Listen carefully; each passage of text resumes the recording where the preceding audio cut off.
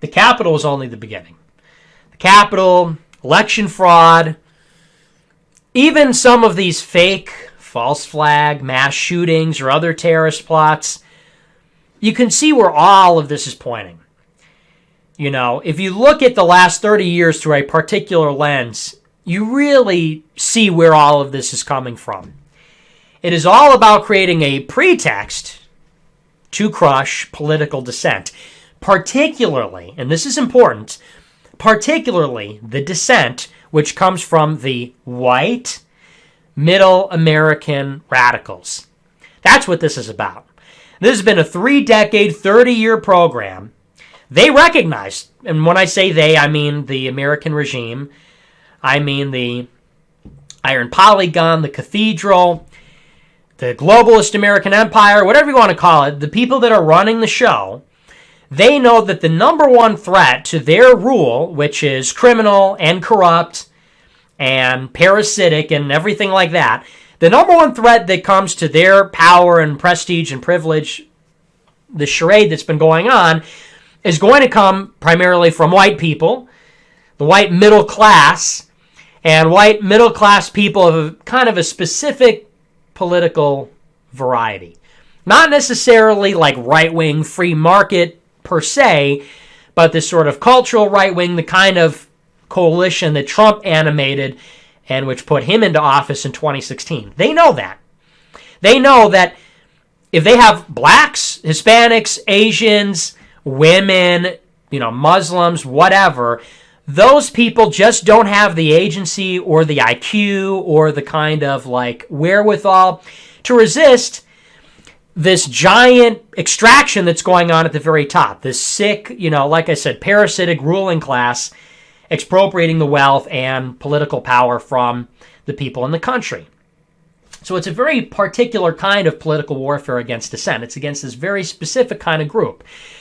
And framed in that way, you can then understand the significance of the Trump revolution and its reverberations that we're feeling now, which now can be seen in things like these school board meetings, where you've got parents who are animated, rising up where they can in local government, because that's where politics is. It's local, and that's where it starts.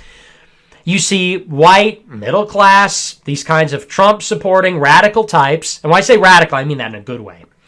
I don't mean radical like extremist. I mean radical like against the regime. These people going out there and having the conversation and trying to hold teachers and administrators accountable. This is like the rumblings of a revolution. Not necessarily like a violent revolution, but clearly this is like this profound discontent, which has been boiling under the surface for a long time, which has found a very interesting expression in the school board meetings, where it's organized, it's mobilized, it makes sense, it's a great tactic, and it's something that can't really be countered because, it's just one of these soft targets in our system. The way that it works is we've got these public schools, you got the school board meetings, it is democratic. Parents can go in and sound off about what they don't like. They obviously can't do it in the capital of the United States government, and the elections don't count. But they could drive 5-10 minutes to their school board at the meeting after work and go and put the principal on blast with all the other parents. And that's where political power is being challenged at the grassroots level. They know that. This, the Trump revolution, this, the anti-mask, anti-vax stuff, people that are calling out election fraud, they're clocking this and they're recognizing this as one of these latent threats to their legitimacy and consequently their power. They see that if this kind of thing keeps going on, if parents keep going to school board meetings and they start forming groups and they start taking over their kids' education, and this happens all across the country, united behind something which is, pretty mainstream, which is to say anti-white hatred against the anti-American stuff, it's not really difficult to see where a parallel base of political power can be created out of that, where a lot of conservative right-wing people can then get together and begin to challenge the kind of liberal hegemony that seems to be uncontestable everywhere in the country. They know that. They see that. And it's so transparent and obvious. What they're doing now is they just will simply call it terrorism, call it a hate crime, And now they're going to mobilize the Department of Justice and the FBI and the national security apparatus of the United States government to shut this down under the guise that this constitutes domestic extremism. It's what it is. And like I said, it's been going on all the way since January 6th. This is their MO. They have no answers for us. They have no excuses. They hate us. They're not hiding it anymore. They're corrupt. They're not hiding it anymore. They're not interested in a conversation. They're not interested in a debate. They are not trying to persuade you. So if you pose a threat to the system now, they will just simply call you a terrorist. I mean, it's that simple. They will call you a terrorist. They will get the FBI to break down your door, take your stuff, freeze your money, put you on a no-fly list, confiscate your firearms, charge you with something that you can never fight in the courts, and ruin your life. It's what it is. And the thing is, nobody can really stop them from doing that. They've got almost complete control over the federal bureaucracy. They control the White House. They control the administration. They control the Pentagon, the intelligence apparatus, the civil service, the State Department. They control the Congress. They control the unions. They control the schools, the universities, the police. Who's going to stop them? And that's essentially what they figured out, they could vote a president in, the conservatives could vote a president in and set things straight. Well, not anymore. They could just rig the elections. People are going to talk about this on Twitter. You'll never get away with that. Well, we banned everybody from Twitter. We run that too. Okay, well, we'll see you in court. Court? They run the court, So this year is the year really of the consolidation, total control. They don't have to engage with you anymore. You have no political power. We as conservatives, because we're not organized, because we're not collectivized, because we're not united and have this sort of clarity of purpose, because we're totally subverted and there's so much controlled opposition, and because the extent of their power is so vast and, uncontested, it's as simple as if there is a challenge to their power, however minuscule, and you might think it's innocuous, you might think they're hypocrites because it's democratic to do something like this, go to a school board. They don't care. It doesn't matter because they could just stick the FBI on you now. Call you a terrorist, FBI's at your doorstep. Call you a terrorist, terror charge, hate crime charge, whatever. The rules don't matter. They make them up as they go along, and the military and police are all Mexicans, and they'll enforce it anyway. Hate to tell you that that's the way it is now, but that is the way that it is. And all of this is to say, when it comes to these kinds of things like the Capitol and Stop the Steal and anti-vax and the school board meetings, clearly it's working. That's just it. I mean, it's demonstrated that these things are working. And if they weren't working, they would be encouraging this stuff to happen. If they liked the school board meetings where people are calling out CRT, they'd be encouraging it. At the minimum, they wouldn't be trying to put a stop to it. But that they've got the FBI, that they've got the IC, that they've got all these bureaucracies mobilized against this, it shows that the system really is more fragile than we even understand. I think that they, and I said this earlier, they probably have a better idea how big of a threat this is to them even than we do. Because, of course, they control the media. So our perception of how severe the discontent is manipulated. We don't see all the anti-vax protests on TV. We don't see all the school board go-off moments on TV. We don't see, all the angry, whatever you want to call it, silent majority, middle American radicals. They don't broadcast that because, of course, if they broadcast it, that would amplify the message, and that would probably give momentum to those efforts. So they probably have a better grasp on just how bad the problem is even than we do. And we can discern pretty clearly how bad it is, judging by the fact that Trump got 75 million votes in the last election and clearly won. They had to cheat him out of it in 6 states over 2 weeks in a blatantly obvious steal, right? Even after 4 years of trying to sabotage Trump and bad press and so on. So there's at least 75 million people that are willing to say burn it to the ground again in 2020 after 2016.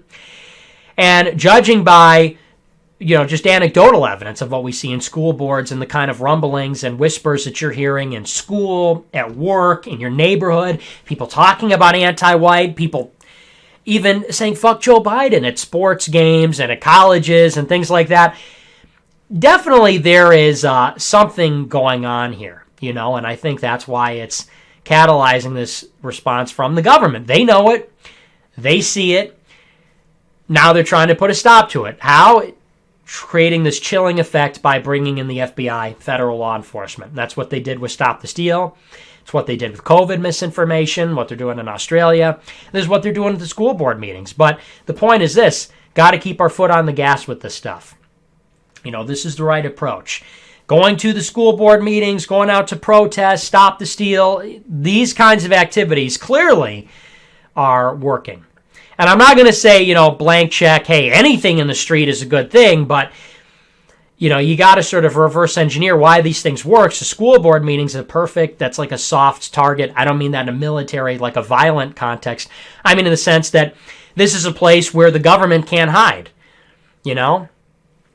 You can vote in an election, and then they rig the election, and it's like you watch the election results come in at your own living room, and what are you going to do about it?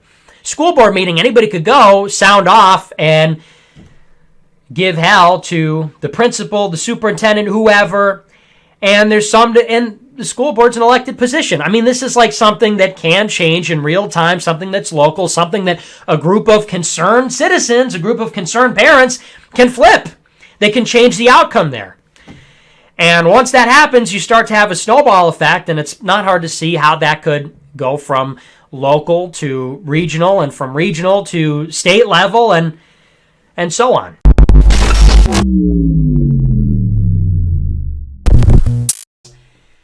And I'll just say this and then we'll move on because it's a big deal. This Capitol insurrection was really the first time that we got pushed on the back foot, which is a pretty incredible thing to say. Because I've been doing this now for almost 5 years, and for as long as I've been doing it, we've only been going up. It's only been getting bigger audience, more infrastructure, more connections. The network is growing. We're doing IRL events. The IRL events are getting bigger. Our team, our roster of America First personalities is growing. Our connections to powerful people is growing. For as long as I've been doing this, it's only been going up, which is incredible because I'm a person with no institutional backing. This movement has no institutional backing. And not just that, but it's the opposite. We have the opposite of institutional backing. We have literally every institution working against us, whether it be the big tech censorship, it's the Republican Party blacklisting us, it's Turning Point USA blacklisting us, it is people constantly trying to subvert, attack, malign, slander, everything like that towards us. Recently, it's the feds, which I'll get into in a second. So it's a pretty impressive thing that ever since I got started on this journey with this show, we've only been going up in spite of literally every disadvantage possible and no advantages. And the Capitol insurrection, for the first time in my career, I feel like me and the movement was put on the back foot, which is something. It took the full weight of the federal government, this historic, what they're calling the biggest terror attack since 9/11, the worst attack on the Capitol since the Civil War, the War of 1812. It took something like that, with the gravity of that. We were getting censored alongside the sitting president of the United States. Everything that they could throw at us, the banks, the federal government, the ADL, the SPLC, all of it. And it put us on the back foot for like a minute, right? It put us on the back foot. They took us off Facebook, Instagram, took us off DLive, got me banned from my payment processor. The feds seized all my cash. They put me on a no-fly list, preventing me from traveling. A chilling effect took hold over the landscape, and traitors in our midst, and people fleeing, friends who I thought I could count on, ghosting me for a long time. And a new wave of terror, FBI arresting people, and the threat of charges looming over my head and everybody else. And this year, we've just come roaring back from all of that. New payment processor, new platform, AppPack 2 with the sitting congressman and a former congressman, 3 times the size of the first one at the Grand Ballroom in the Hilton in Orlando. Come back now with a full-scale platform, banned on Twitter, but bigger than ever on Telegram and on this website, and 130,000 on Gab. So it's taken a long time. We got put on the back foot after they threw everything at us, all that, really just to produce a scratch. And I feel like this year, or I should say this coming year, 2022, we're going to be in a better position than ever before. You know, we took our licks this year. That's the best they could do. And in 2022, we are poised, I think, to have what could be our best year ever. So I'm very excited. All this taken together. The platform, which is still a work in progress, but I mean, we are setting the stage for something incredible. If you thought Act 1 was good, wait until you see Act 2.